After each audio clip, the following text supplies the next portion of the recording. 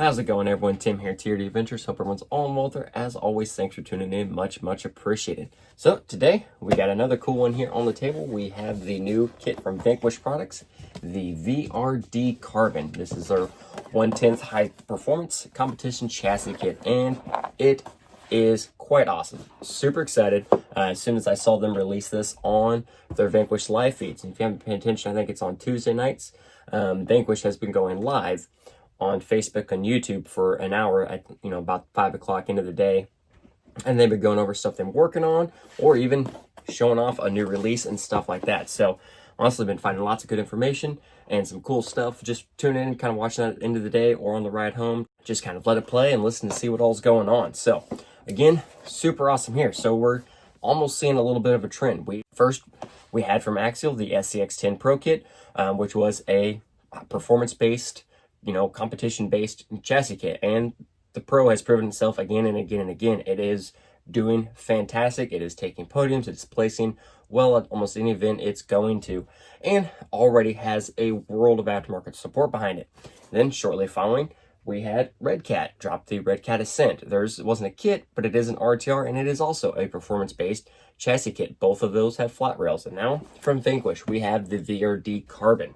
Here it is, all completed. I didn't need to go through a step-by-step build, because Vanquish instructions are very easy to follow along, and the kit goes together very smooth without hiccups. And also Josh Harley Designs has already done videos on it, and I believe he did a live build on it already at this point as well. So no need to go step-by-step. Let's just build it, and then we can go over the details from there. So again, visually on the table, overall super happy with the kit. Everything looks good, and that is a carbon fiber chassis rails that these do in fact come with. The overall profile of the chassis looks really good. It does come with a 6-degree angle skid there to assist with that breakover, and it is also F10 portal based, which are, as we've seen in my videos, one of my favorite axles to run. It is on nearly everything are F10 portals. They are just an all-around great axle, and they're the best bang for the buck to get complete axles. Either straight axle or portal axles, you get everything you need just in a bag and put them together. So, and they're generally always available, so always good to, it's probably the easiest way to get a complete axle and get everything running for like a ground up build. So, and the F10s do have a good amount of support through Vanquish as far as parts like portal covers, gears, knuckles, housings, and all that stuff. So again, plenty of support there, which is also very good to see. Starting axles, working our way up. So again, F10 portal axle based. Now the front does come with some aluminum cast weights. So they are aluminum, so they're not going to weigh as much as the brass. I think these weigh 62 grams versus the brass version's 82 grams. So about a 20-gram difference, but to already have that included is actually super good, because a little bit of front weight honestly isn't going to hurt anything. They look really nice. These were the more low pro ones, so you can fit a narrow hub in there versus the heavy ones. And in addition to axles, also you'll see here, this is a servo on axle mount, which if we are talking and naming in performance, yes, axle mounted servo is going to perform better than chassis mounted servo. It's just the way it is.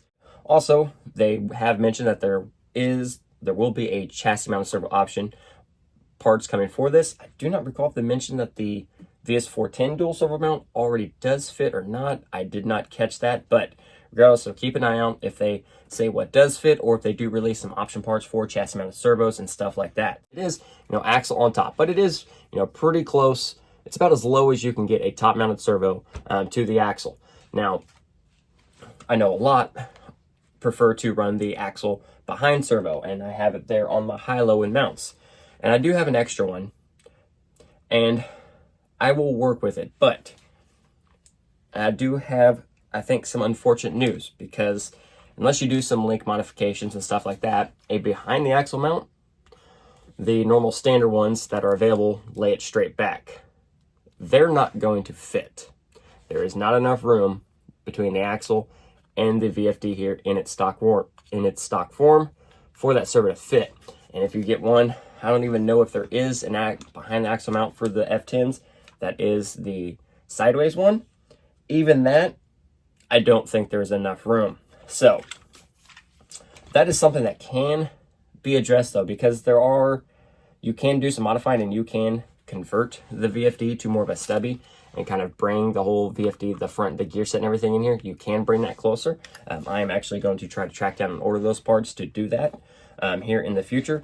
But as of now, on top of the axle is apparent to be the best and only option as it sits. Now, if you swap out the transmission, do all the other stuff, then obviously you'll have plenty of room and stuff like that. But in its stock form, the behind the axle mount's not going to fit.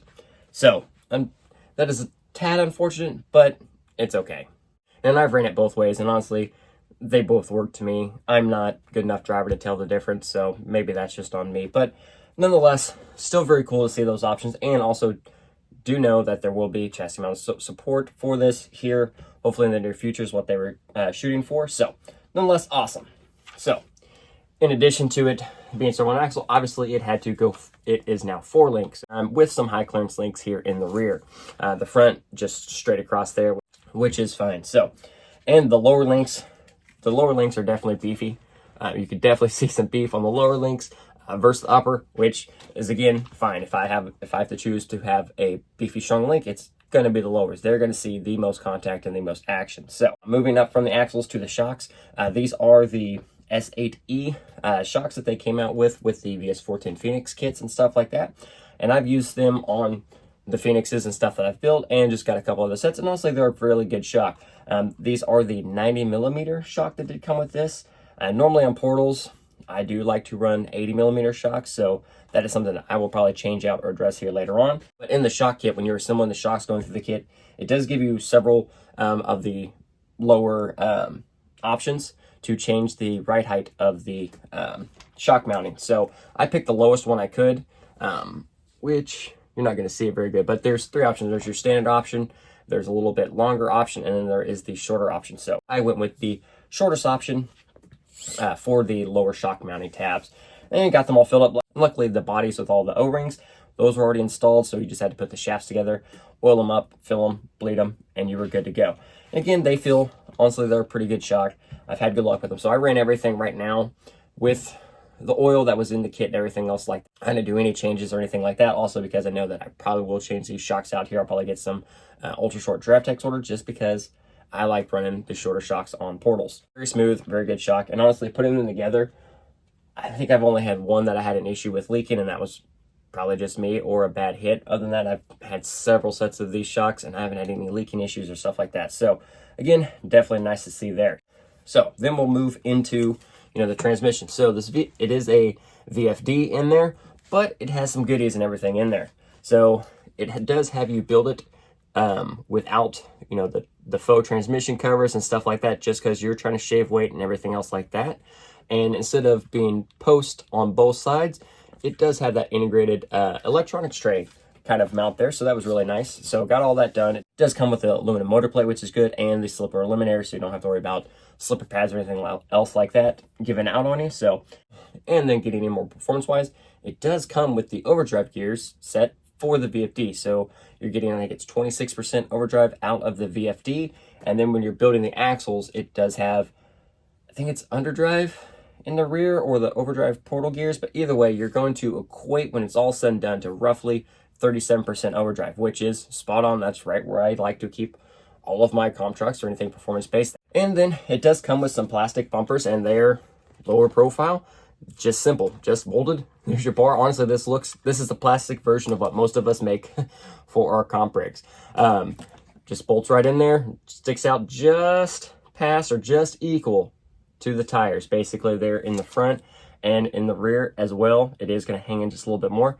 And when you're putting it together, it has you flip it the other way, but I saw what Harley said it instantly and made perfect sense to flip it, so you have more better angle up here. So that's an easy fix, and already something that you gain positive when it's all said and done. I said, assemble the kit basically how it is, or how it tells you to, minus the exception of I switched out the bottom rod ends on the shocks to the shortest ones available. And then we'll go in electronics. I went up here in the front with the G13 Pro servo from Three Brothers RC. Also went with the 1500 kV Yellowjacket from Three Brothers RC. And then ESC is a AM32 ESC from Dinky RC. This is their D drive ESC.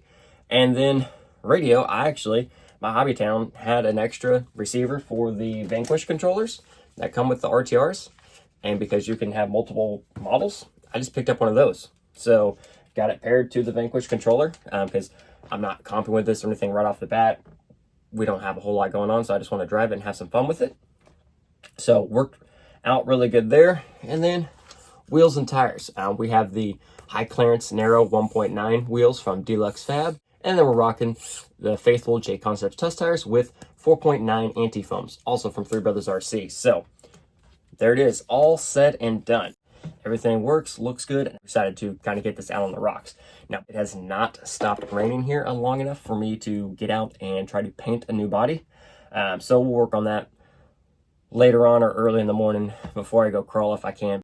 Mother Nature kind of, fall came in a hurry. It went from about 85 to 40 degrees like a solid state trooper, and it hasn't stopped raining for like 3 days. So we're just going to recycle a body out there for now and go have some fun with it.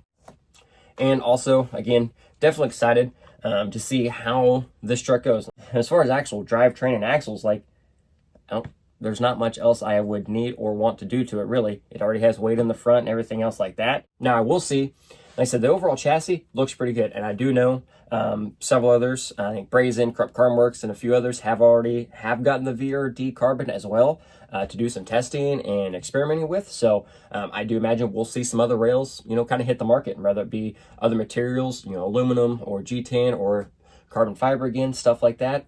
I'm sure we'll see some changes. I'm sure someone, like I said, this is an angled skid, so that makes it class 2 and class 3 legal in competition. So I'm sure we'll see a leveled out skid for some class 1 action or even some changes here, stuff like that. So, and if so, I mean, overall, the bang for the buck of this kit is pretty spot on. And that's one thing we've kind of all been, discussing here and there across the pages, with all of these that are coming out like this now. With the S6 Pro, we have the VRD, we have the Red Cat Ascent. I mean, they're all in kind of similar price points, minus the Ascent, which is the cheapest option. But, what are you looking at bang for buck? And again, it comes down to portals or straight axles. That's all kind of preference. But I do see some future videos with all three. We'll get the VRD, the Gen 8, or the Ascent, and then the S610 Pro. We'll take them out and kind of do our best, kind of go over everything and kind of show them off. I think it's time to go out and have some fun with it and then kind of go over some first thoughts. So, as always, thanks for watching. If you did enjoy the video, hit that like button. Subscribe to the channel down below if you haven't already. Any comments, questions, anything like that, as always, put them down below. Doing my best to get everything answered. So, until next time, everyone, have a great one.